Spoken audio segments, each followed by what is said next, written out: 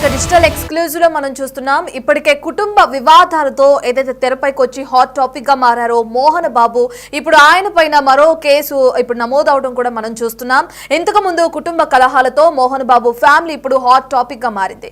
అయితే ఇప్పుడు మోహన్ బాబుకి సంబంధించి ఒక వ్యక్తి కీలక ఆరోపణలు చేస్తున్నారు. దానికి సంబంధించి పోలీసులకు ఫిర్యాదు చేయడం కూడా మనం చూస్తున్నాం. ఎవరైతే సినీ నటి సౌందర్య ఉందో, ఎప్పుడో గత కొంతకాలం క్రితమే ఆవిడ చనిపోవడం కూడా మనం చూసాం. తాను చనిపోవడానికి ప్రధాన కారణం మోహన్ బాబే అని చెప్పి కూడా ఈ వ్యక్తి ఫిర్యాదు చేశారు పోలీసులకి.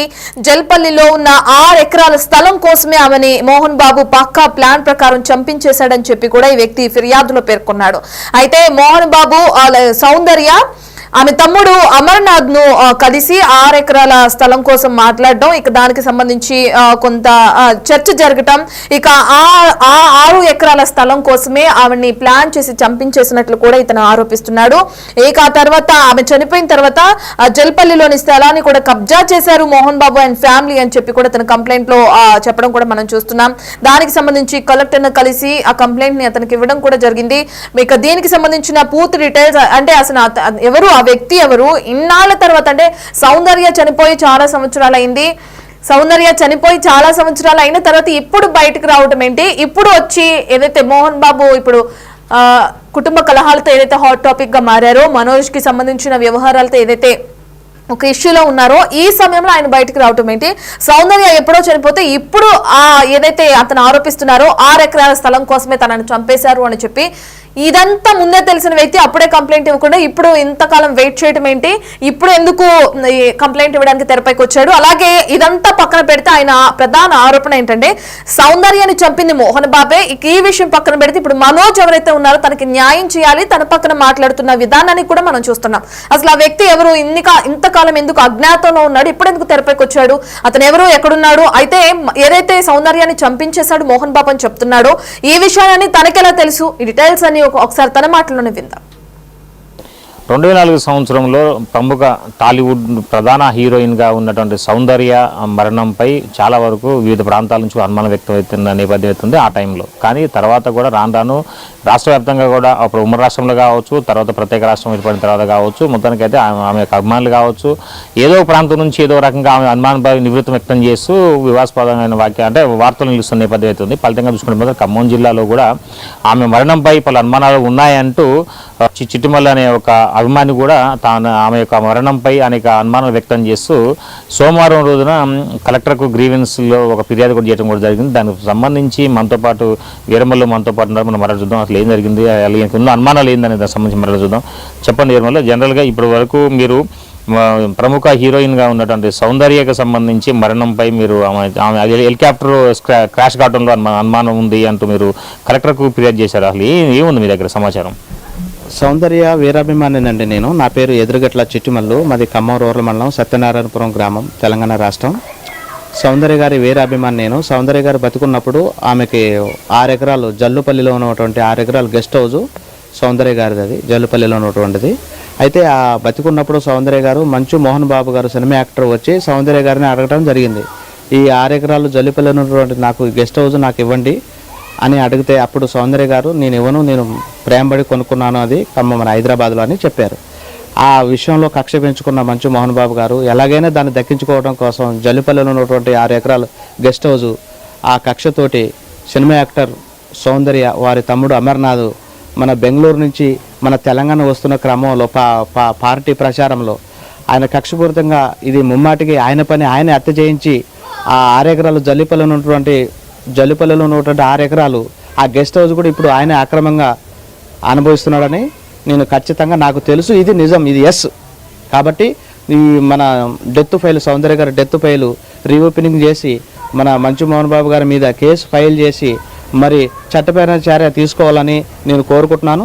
జల్లిపల్లి ఉన్నటువంటి 6 ఎకరాల గెస్ట్ హౌజు ఎమ్మటే గవర్నమెంట్ స్వాధీనం చేసుకొని మీడియా మిత్రులు కానీ, తర్వాత మిలిటరీ సోదరులు కానీ, పోలీసు వారికి కానీ, తర్వాత అనాథాశ్రమానికి కానీ ఖచ్చితంగా ఆ 6 ఎకరాల జల్లిపల్లి ఉన్నటువంటి 6 ఎకరాల గెస్ట్ హౌస్ని గవర్నమెంట్ వారు స్వాధీనం చేసుకోవాలని నా డిమాండ్.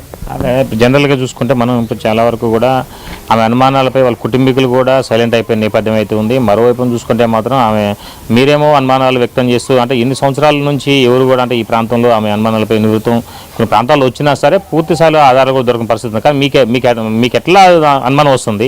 ఆమె గల కారణం అంటే ఆమె ఎన్నికల ప్రచారం అప్పుడు బీజేపీ పార్టీ తరఫున ఆమె ప్రచారం చేసేందుకు ఆ టైంలో వెళ్ళిన నేపథ్యం అయితే ఉంది. కానీ ఇప్పుడు తాజాగా మంచు మోహన్ బాబు ఒక ప్రేమ ఉందంటే మీరు ఆరోపణ చేస్తుంది. మీకు ఆధారాలు ఉన్నాయి అసలుకి?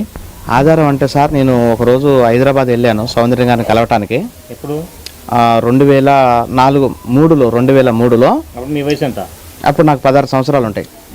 16 సంవత్సరాలు అప్పుడు నేను వెళ్ళాను. అప్పుడు అక్కడ వాళ్ళు సినిమా వర్గాలు ఆ సౌందర్య గారి విషయంలో ఇట్లా అనుకున్నారు, ఇట్లా మంచు మోహన్ బాబు గారు ఇట్లా సౌందర్య గారిది ఒక 6 ఎకరాల గెస్ట్ హౌస్ అడగటం, తర్వాత సౌందర్య గారు తిరస్కరించడం, చాలా పగబెట్టుకున్నాడు సౌందర్య గారి మీద అని అక్కడ గుసగుసలు వినబడ్డాయి.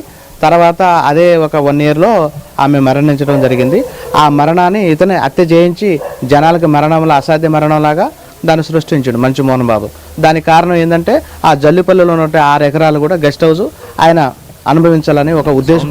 వాళ్ళ అన్న కూడా బీజేపీ పార్టీలో అప్పుడు కీలకంగా వ్యవహరించారు. అతను కూడా అప్పుడు ఆమెకి వెన్నంటూ ఉంటూనే ఎన్నికల ప్రచారంలో బెంగళూరు నుంచి వేరే ప్రాంతానికి పోయేటందుకు హెలికాప్టర్ ఎక్కించిన తరుణంలోనే ఒకసారిగా మంటలు చెలరేగిన అనేది ఆ ప్రాంతంలో అప్పుడు ఆ సమయంలో కూడా చాలా వరకు కూడా వచ్చినటువంటి అంటే మాటలు వినపడ్డాయి బాగా. కానీ మీరేమో ఈ మోహన్ బాబు ప్రమేయం ఉందంటే ఇప్పుడు ఆ గెస్ట్ హౌస్ ఎవరు ఆధీనంలో ఉంది?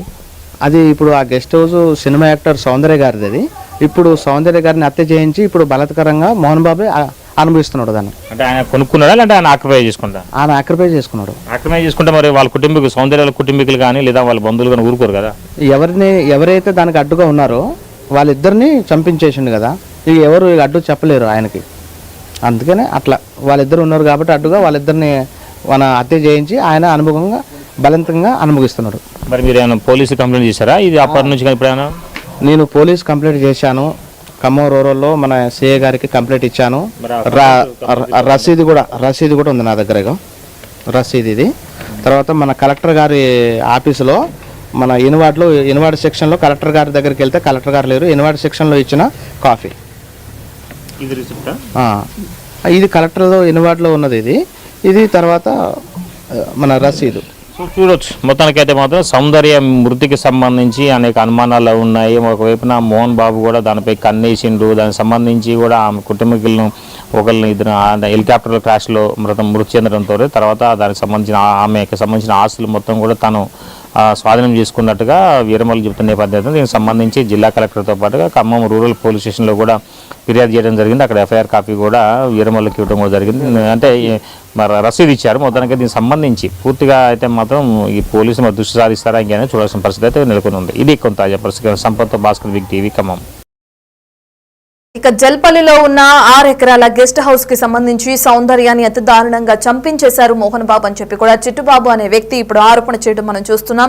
దానికి సంబంధించి పోలీస్ స్టేషన్ లో కంప్లైంట్ ఇవ్వడం, కలెక్టర్ ని కలిసి దీనికి సంబంధించి న్యాయం చేయాలని ఒక వినతి పత్రాన్ని అందించడం కూడా మనం చూస్తున్నాం.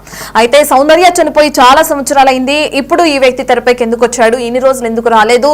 అయితే ఏదైనా పాపులారిటీ కోసమే కావాలని ఈ విధంగా చేస్తున్నాడా, లేదంటే నిజంగానే సౌందర్య చనిపోవటానికి మోహన్ బాబు హస్తం ఉందా అనేది కూడా తేలాల్సింది. దీనికి సంబంధించి పోలీసులు విచారణ జరిపిస్తారా, మోహన్ బాబుని ఎంక్వైరీ చేస్తారా, చేస్తే ఎటువంటి విషయాలు వెలుగులోకి వస్తాయనే డీటెయిల్స్ కూడా తెలియాల్సి ఉంది.